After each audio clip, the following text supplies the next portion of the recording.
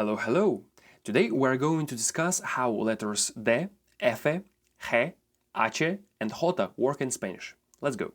We begin with letter D. Like I said, it's called D and not D. Depending on the position of this letter, its sound may be slightly different, but nothing crazy. So when the letter D is the first letter of the word or it's located after the letters L or N, it makes the same strong sound D as we have it in English, like in words death or sound. But in any other case, the letter D will make the same sound D, except much softer. D. It's the same situation as we have with letters B and UB when they are located in the middle of the word. It sounds like you're only trying to say D, but instead something gets in your way and you just say D. Now let's look at some examples of each situation. Let me try to pronounce these words.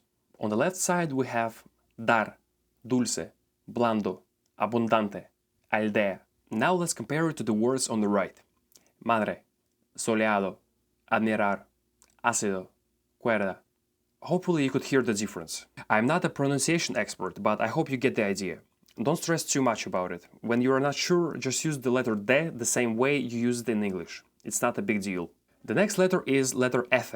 The name of this letter is the only thing that makes it different from its equivalent in English.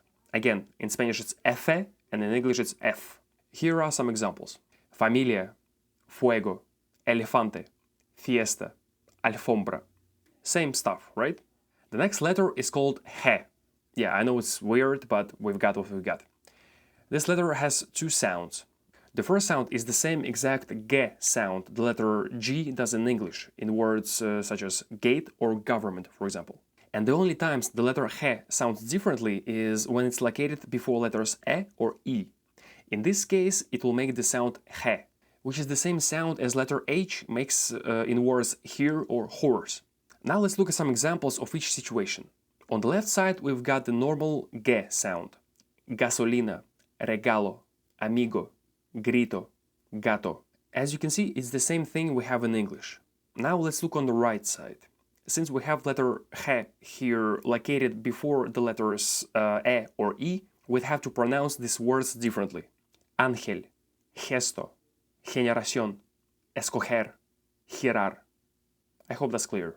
One more thing to know about the letter G is that when the letter G is located in the groups G or Gi, the letter U becomes completely silent. So basically, when we have words guerra and guitarra, we don't say guerra nor guitarra. It's guerra and guitarra. We've already discussed this when we were talking about vowels a couple of videos ago. Here's the video again if you want more details on how the letter U and other vowels work. Time to move to the next letter, and that's H. Yes, it's called H, not H. This is an easy letter to learn in Spanish because in 99% of cases it doesn't make any sound at all. In this case, it's called silent H. Here are some examples. Hamburguesa, hermano, ahora, hacer, almohada. But there's 1% of words where the letter H is pronounced, and when it is, we do it the same exact way we do it in English. In this case, it's called aspirated H. Those are mostly words that come from other languages. For example, hámster, hall, haiku, hockey, Hawaii. So how should you know whether letter H is silent or aspirated? Or rather, when should we pronounce it and when not? And if it is silent, how should you know when you need to write it, since it doesn't make any sound? You're gonna hate the answer, but basically you just have to know. I'm sorry. Like I said, in most cases it's silent, and only sometimes you have to actually pronounce it. Don't worry too much about it. Here is the table that gives you some guidance on when to use the letter H. You can pause the video now, or just go to the description box where I'm gonna leave this table for you to look at after. There's one more thing about letter H. When it's located after letter C, it makes the same sound che that we do in English. I will cover the letter group CH in the next video, as it is considered to be a separate thing. All you need to know for now is that the letter group CH makes the same exact sound in Spanish as it does in English, which is che. The last letter for today is J. In English we call it J, and in Spanish is J. You are gonna hate me, but this letter makes sound G. Again. Yes, just like in English words here or hat. What that means is that these words on the screen are gonna sound like this. Jamón, jueves, oreja, rojo, jirafa. You should have noticed by now that the letters he, ache, and jota can make the same sound he depending on a certain criteria. Let's try to make sense out of that. First, the letter jota always will make the sound he regardless of where it is. So here you don't have to think about anything, you don't have a choice. Second, the letter ache can sound like he, but only when it's used in some foreign words. But in most cases it's completely silent, even though we still have to write it. Lastly, the letter he makes sound he, but only when it's located before letters e or e. I would say don't worry too much about ache. It's gonna be silent in most cases in your Spanish journey. So that leaves us with he and jota.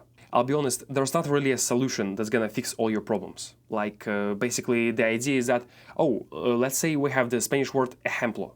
As you can see, it's spelled with jota.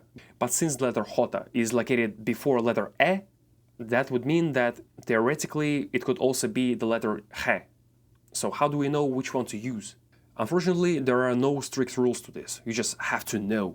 But I'll be honest, it's not a problem as long as you practice Spanish for more than 1 hour a week.